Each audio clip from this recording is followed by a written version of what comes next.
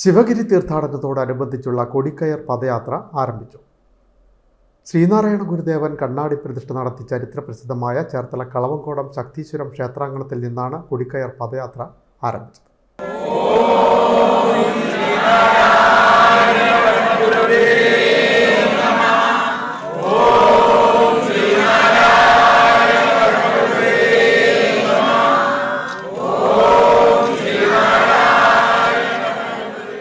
ചേർത്തല താലൂക്ക് മഹാസമാധി ദിനാചരണ കമ്മിറ്റിയുടെ നേതൃത്വത്തിൽ ശ്രീനാരായണ ഗുരു കണ്ണാടി പ്രതിഷ്ഠ നടത്തിയ കളവങ്കോടം ശക്തീശ്വരം ക്ഷേത്രത്തിൽ നിന്ന് ആരംഭിച്ച പദയാത്രയ്ക്ക് 200ഓളം പേർ പങ്കെടുത്തു.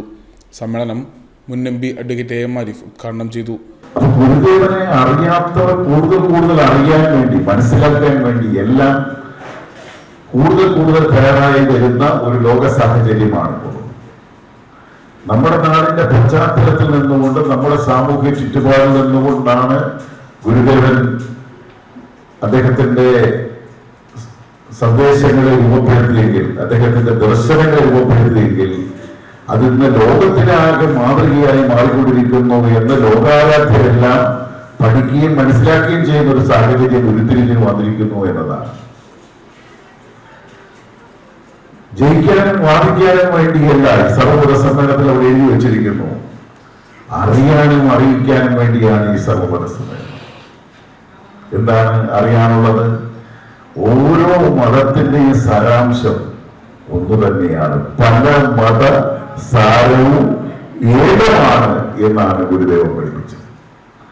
ഓരോ മതങ്ങളെ കുറിച്ച് മനസ്സിലാക്കാത്തവർ ആ സാരാംശം ഒന്നു തന്നെയാണ് എന്ന് മനസ്സിലാക്കാത്ത ആളുകൾ ഓരോ മതവും വലുതാണ് എന്ന് പറഞ്ഞ് പരസ്പരം കലഹിക്കുന്നത് അന്ധനാനയെ കാണുന്ന പോലെയാണ് എന്നാണ് പറഞ്ഞത്.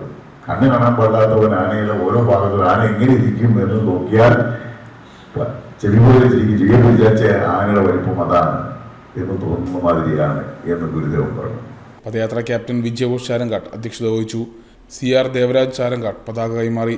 തുടർന്ന് ഗുരുദേവ പ്രാർത്ഥനാ മണ്ഡപത്തിൽ കൊടിക്കയറിന് പ്രത്യേകം പൂജകൾക്ക് ശേഷം പ്രഭോനന്ദ തീർത്ഥ സ്വാമികൾ ഏറ്റുവാങ്ങി ക്യാപ്റ്റൻ വിജയഘോഷ് ചാരങ്കാട്ടിന് നൽകി. വിവിധ സ്ഥലങ്ങളിൽ സ്വീകരണങ്ങൾ ഏറ്റുവാങ്ങി 29 വൈകിട്ട് 5 ശിവഗിരി സമാധി മണ്ഡപത്തിൽ കൊടിക്കയർ സമർപ്പണം നടത്തും.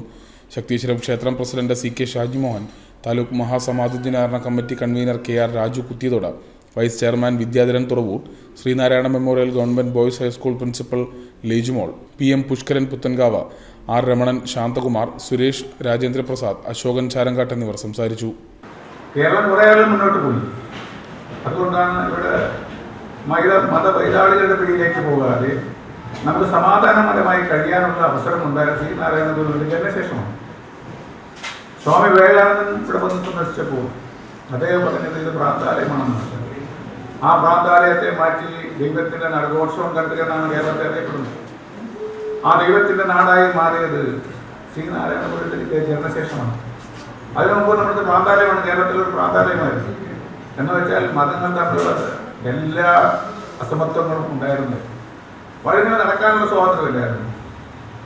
വൈക്കം സത്യാഗ്രഹം നമ്മൾ വിചാരിച്ച ആദ്യ ആളുകളൊക്കെ വിചാരിച്ചിരുന്നത് വൈക്കത്ത് നമുക്ക് അമ്പലത്തിൽ കയറാനുള്ള അവകാശമല്ല.